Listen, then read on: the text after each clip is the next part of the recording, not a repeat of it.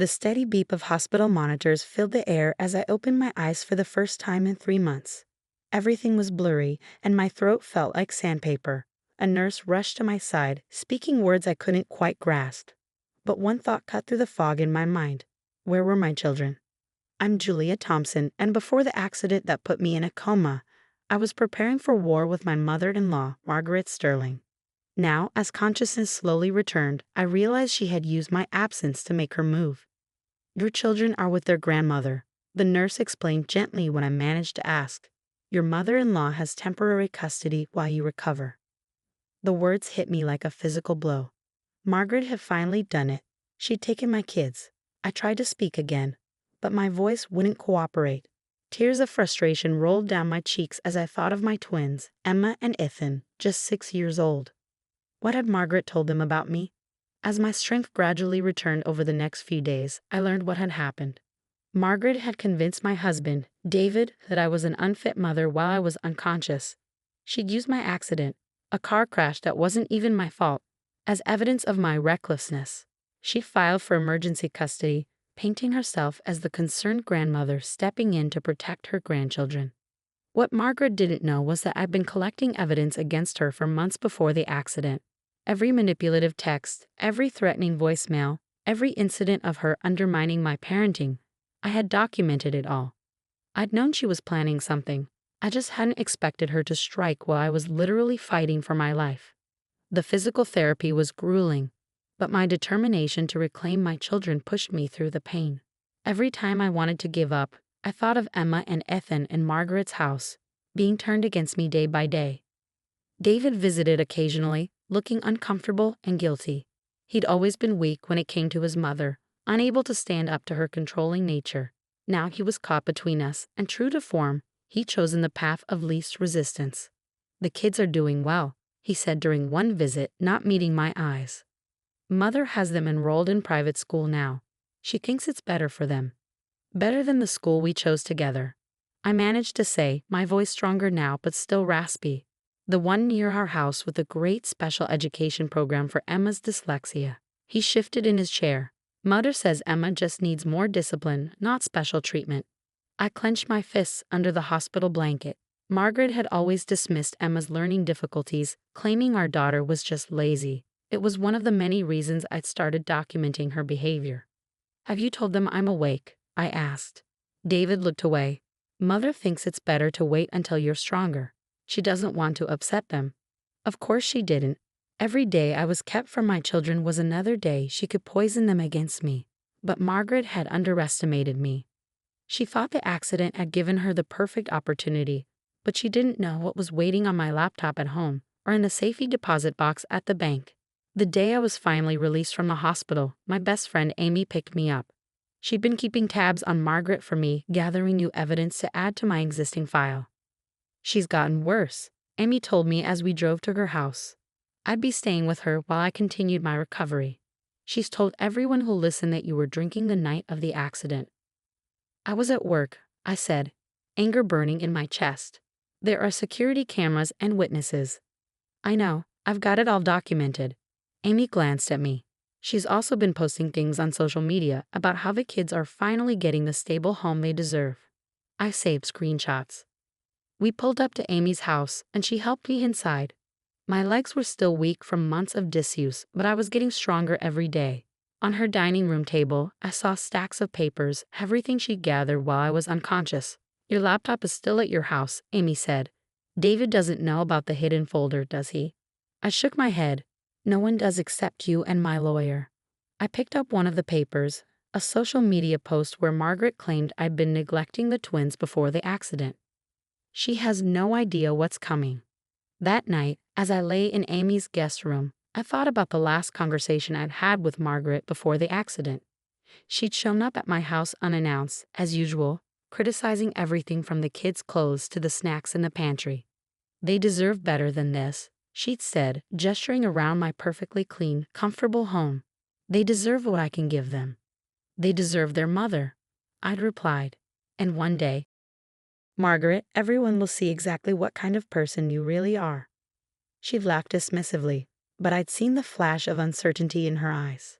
She'd known I was documenting things, but she had no idea how thorough I'd been.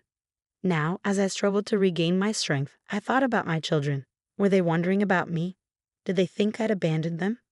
Margaret would be using every moment to turn them against me, but I had to believe that the bond between mother and child was stronger than her manipulation. Tomorrow I would call my lawyer. The file I'd been building was extensive. Recordings of Margaret threatening to take the kids, evidence of her lying to social services, documentation of her interfering with Emma's dyslexia treatment. She thought my accident had given her the perfect opportunity to strike. Instead, it had given me the perfect opportunity to expose her true nature. Margaret Sterling was about to learn that you should never underestimate a mother's love or her capacity for strategic thinking. I closed my eyes, picturing Emma and Ethan's faces. "Hold on, babies," I whispered into the darkness. "Mommy's coming." The next morning, I met with my lawyer, Rebecca Chen, in her downtown office. Despite my still weakened state, I insisted on going through every detail of what had happened during my coma. "Margaret Sterling played this well," Rebecca admitted, reviewing the temporary custody papers. "She filed while you were unconscious, painted herself as the concerned grandmother stepping in during a crisis. The judge had little choice given the circumstances. But now I'm awake," I said, my voice firm. "And I have everything we need to show exactly who Margaret really is." I pulled out my phone, connecting to Amy's secure cloud drive where we'd backed up all my evidence. 3 years of documentation. Texts, emails, recordings, witness statements. "She's been planning this for years, Rebecca. The accident just gave her the opportunity she needed." Rebecca's eyes widened as she scrolled through the files. "This is comprehensive. You have recordings of her threatening to take the kids?" "Multiple recordings, plus evidence of her interfering with Emma's dyslexia treatment, lying to social services about my parenting, even attempting to bribe our nanny to spy on me." I leaned forward. "She's been trying to manipulate my children since they were born, and I've documented all of it." As Rebecca reviewed the evidence, I received a text from Amy. "Margaret just posted another Facebook update about the twins. You need to see this." The post showed my children at some expensive private school, wearing uniforms I'd never seen. Margaret's caption read, "So grateful these precious angels are finally getting the education and stability they deserve. Sometimes God works in mysterious ways to ensure children end up where they belong." My hands shook with anger as I showed Rebecca the post. She's using my accident, an accident that nearly killed me, to justify stealing my children. "This works in our favor," Rebecca said, taking screenshots. "She's creating a public record of parental alienation. But Julia, I need to warn you, this won't be easy. Margaret has resources, connections, she'll fight dirty." "So will I replied. "But unlike her, I have the truth on my side." That afternoon, I had my first physical therapy session since leaving the hospital. As I struggled through the exercises, my therapist, Maria, told me something interesting. "Your mother-in-law called the hospital several times while you were in the coma," she said, helping me with my leg stretches. "She kept asking about your prognosis, whether you'd have any permanent disabilities. She seemed disappointed when we told her you were expected to make a full recovery." I filed this information away, adding it to my mental list of Margaret's manipulations. She'd probably been hoping I'd be too impaired to fight back. Later that day, David came to Amy's house. He looked tired, older somehow. "The kids ask about you," he said softly. "Mother tells them you're still too sick to see them." "And you let her?" I couldn't keep the bitterness from my voice. "They're our children, David, not hers." "She's just trying to help," he started, but I cut him off. "Is she helping Emma with her dyslexia? Or is she still insisting our daughter just needs to try harder?" I pulled out my phone, showing him the videos I'd taken of Margaret berating Emma for her reading difficulties. "Is this helping?" David's face paled as he watched the footage. I didn't know." "Because you never wanted to see it," I said. "You've always chosen the easy path, letting your mother control everything because it's easier than standing up to her. But now she's hurting our children, and I won't let that continue." I showed him more evidence, the text messages where Margaret had outlined her plans to take the kids. The recordings of her threatening me when she thought no one was listening. With each revelation, I saw the carefully constructed image of his perfect mother crumbling. "She's not who you think she is," I said quietly, "and deep down you've always known that." He left looking shaken, and I knew Margaret would notice his distress. She demanded to know what I'd said to him, tried to reassert her control. Let her. The cracks were already showing in her carefully constructed facade. That evening, I received an unexpected visitor, my former nanny Sophie. She'd quit shortly before my accident, and now I knew why. Mrs. Sterling offered me money to spy on you, Sophie confessed, sitting in Amy's living room. When I refused, she threatened to ruin my reputation, make sure I never worked as a nanny again.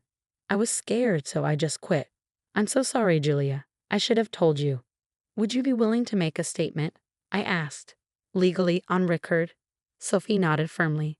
I saved the emails where she made the offers. And I recorded some of our conversations. I knew something wasn't right about how she was acting. Another piece of evidence to add to my arsenal. Margaret's web of manipulation was vast. But she'd made one crucial mistake. She'd assumed she was the only one who knew how to play the long game. As I lay in bed that night, my phone lit up with a text from an unknown number. It was a photo of Emma and Ethan, clearly taken that day. They looked sad, lost. Beneath it was a message. They're where they belong now. Don't make this harder than it needs to be. I showed the message to Amy, who immediately began tracing the number. Margaret's attempt at intimidation had just given us more evidence of her harassment. We file tomorrow, I told Rebecca over the phone. I want my children back, and I want Margaret Sterling to face consequences for what she's done. Are you sure you're strong enough? Rebecca asked. We could wait a few more weeks. I've been gathering evidence against Margaret for 3 years, I replied. I'm done waiting. She thought my accident was her opportunity to take my children. Instead, it's going to be her undoing. I ended the call and looked at the photo of my twins again. Hold on just a little longer, I whispered. Mommy's coming for you, and this time, no one will ever take you away from me again. The next morning would mark the beginning of my counterattack. Margaret Sterling was about to learn that she'd made the biggest mistake of her life when she decided to target my children. Because while she'd been playing at being the perfect grandmother, I'd been building a case that would expose her for exactly what she was, a manipulative, controlling woman who'd finally gone too far. And I was going to make sure everyone knew it. The courtroom was silent as my evidence against Margaret Sterling played on a large screen. 3 years of documented abuse, manipulation, and calculated attempts to steal my children, all laid bare for everyone to see. Video clips showed Margaret berating Emma for her dyslexia, calling her lazy and stupid. Audio recordings captured her threatening to take my children away. Emails revealed her attempts to bribe our nanny and manipulate social services. I sat straight-backed in my chair, my gaze fixed on Margaret as her carefully crafted image crumbled. She had grown increasingly pale as each piece of evidence was presented, her perfectly manicured hands gripping the arms of her chair.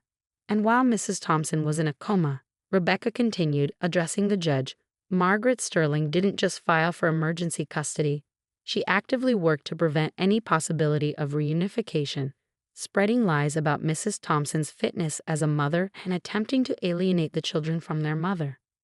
The judge, a stern-faced woman named Patricia Martinez, had been taking detailed notes throughout the proceedings. Now she looked directly at Margaret. Mrs. Sterling, these allegations are extremely serious. The evidence suggests a long-term campaign of harassment, manipulation, and parental alienation. Do you have anything to say in your defense? Margaret's lawyer leaned over to whisper something, but she brushed him off, standing up with the entitled confidence of someone who'd never faced real consequences. Everything I did was for my grandchildren, she declared. Their mother was clearly incapable of providing the life they deserved. The accident proved that. I simply stepped in to give them stability and proper guidance.